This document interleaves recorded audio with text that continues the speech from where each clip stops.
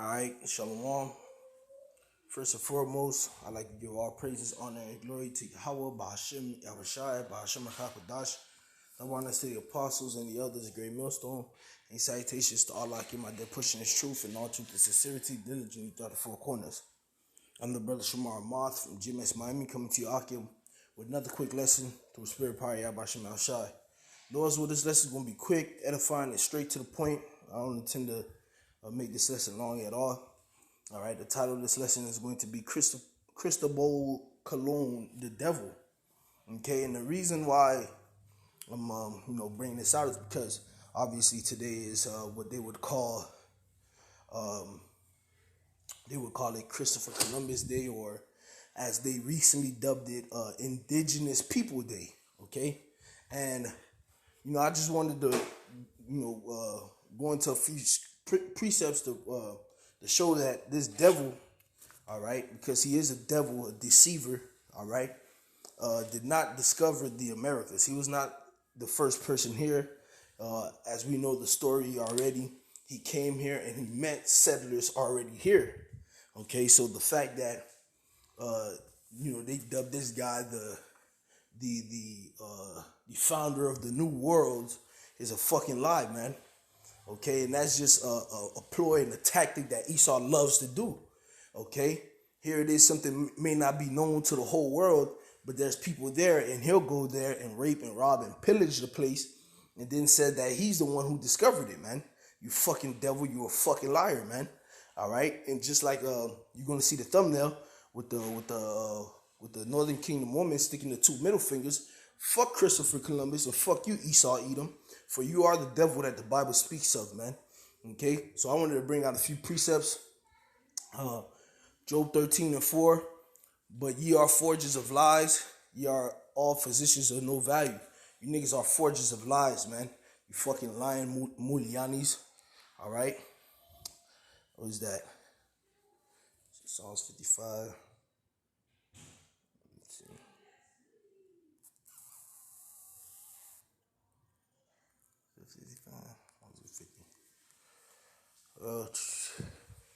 Salakia, brothers. Bear with me one moment. I had a brain fart real quick in Psalms 58. This is the book of Psalms 58, verse 3. The wicked are estranged from the womb. They go astray as soon as they be born, speaking lies. All right? This nigga is a fucking liar. All right? He did not discover America. In the Bible, America is founded in the time of Solomon. All right, you could see America in the time of Solomon, all right, King Solomon, and in the book of Second Ezra, man. Okay, when the Northern Kingdom left the Assyrian captivity, okay, they came over here to the Americas, or what is known as the Americas today, man. Okay, all right. King Solomon, in the time of King Solomon in First Kings, it was known as what? Ophir, man. Okay, this is the book of First Kings chapter 9 and verse 26. All right, and King Solomon made a navy of ships in Ezion Gibber, all right, which is beside Eloth on the shore of the Red Sea in the land of Edom. And Hiram sent in the navy his servants, shipmen that had knowledge of the sea, with the servants of Solomon. For what? And they came to Ophir and fetched from thence gold 420 talents and brought it to King Solomon. Okay? And everybody knows that over here on this side, there's a plethora of gold, man. You all right? Puerto Rico was called what? Port of Riches. Why? Because it was known for all the gold that was there. Okay, the Americas, man, North America. Okay, when the Edomites came over here, okay, one of the first things that they ended up doing was going on what? A gold rush. They went west. They went throughout all America looking for what? Gold, man. Okay, so King Solomon sent a navy of ships over here to receive gold. Okay, now how long did the trip take, man? All right, back then In the time of King Solomon, being that technology wasn't as advanced as it proceeded to be years later, all right, it took a number of years. Well, not a number of years, a year and some change to be exact, man.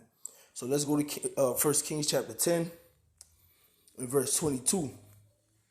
Matter of fact, I'll start at verse 21. And all King Solomon's drinking vessels were of gold, and all the vessels of the house of the forest of Lebanon were of pure gold. None were silver. It was nothing accounted of in the days of Solomon.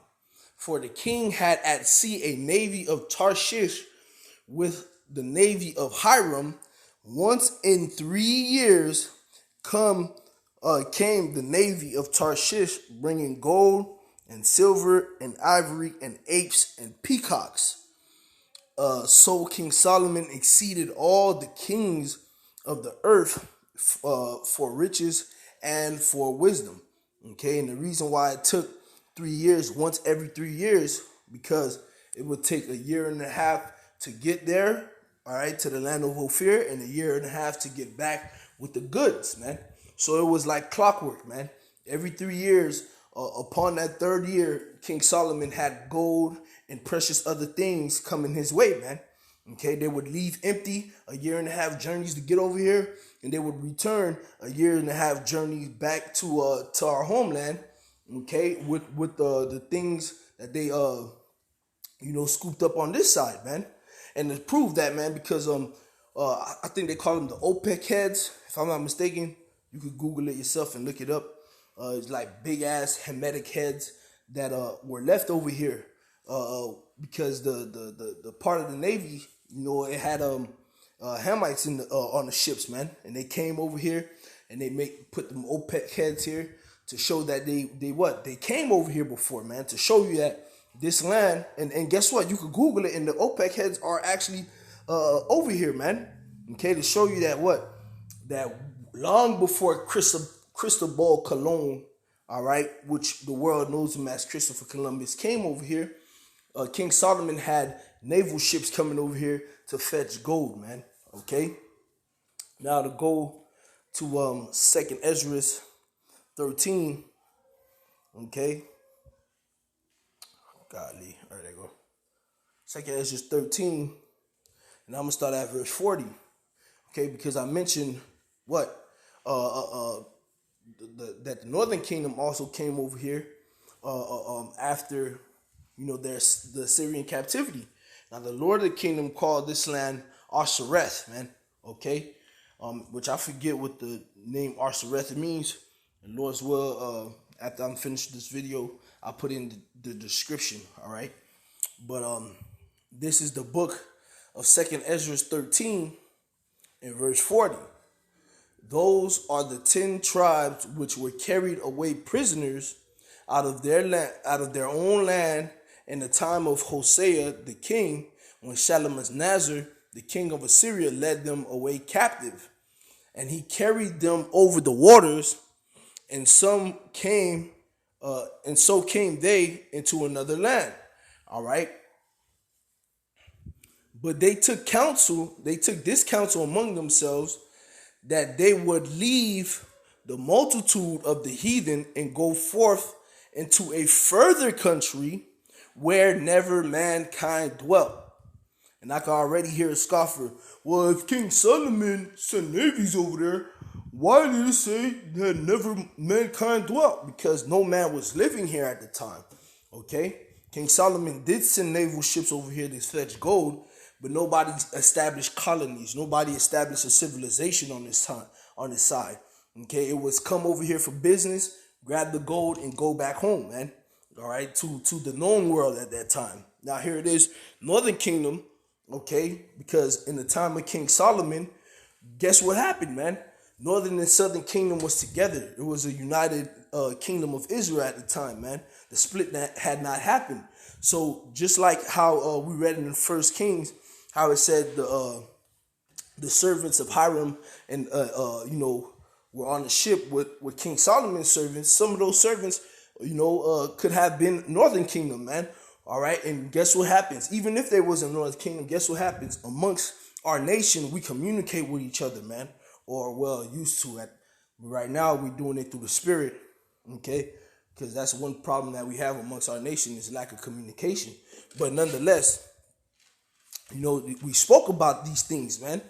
All right, it was voiced around. So by the time the Syrians had let go of the northern kingdom, the northern kingdom had decided, let's just bang it instead of going back to our land, and instead of dwelling with these heathens, let's just go into the further country, man.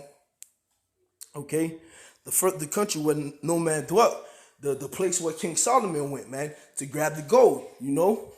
All right, and verse 42, that they might dare keep their statues which they never kept in their own land.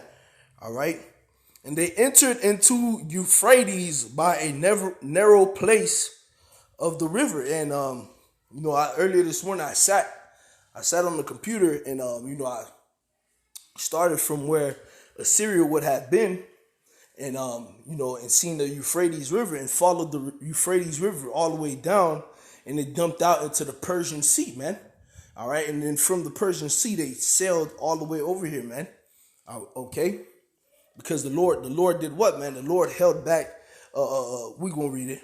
All right, it says, and they entered into Euphrates by a narrow place, by the narrow places of the river. For the Most High then showed signs for them, and held still the flood till they were passed over. Okay, because one of the most treacherous part of the sea that all wayfarers and shipmasters and crew members will tell you is damn near towards the Horn of Africa, man. The bottom part. That's one of the most treacherous waters that a shipmaster could go through, man. Now the Lord made way for Northern Kingdom to get there, man, by holding back the floods, them hurricanes and things like that, and giving them signs, all right, whether it been chariots or just signs in the sky, man. And guess who also received signs in the heavens and was literally guided here by chariots, man? All right, Cristobal Colon, man, Christopher Columbus, he was guided here as well. All right, to show you that this was all divine, man. Just like I did that lesson yesterday. All right, going into how the Lord set up Esau, Edom, okay, for our punishment and for His own destruction, man. So part of the Lord setting up Esau, Edom was sending Christopher Columbus over here to jack up Northern Kingdom, to take some of Northern Kingdom back over there to Portugal and Spain and that and in that part of the world to be slaves, and therefore from there open up the floodgates in the pathway for all the rest of these fucking Edomite devils, all right, to come over here, all right, to bring Southern Kingdom over here, and to take Gad and Reuben and Northern Kingdom back over there, man. Okay, it was all part of the divine plans of Yahweh Ba'ashem Yahushua, man. Okay, but the point is, Christopher Columbus did not discover America, man. All right, so it goes on, verse 45. For through that country,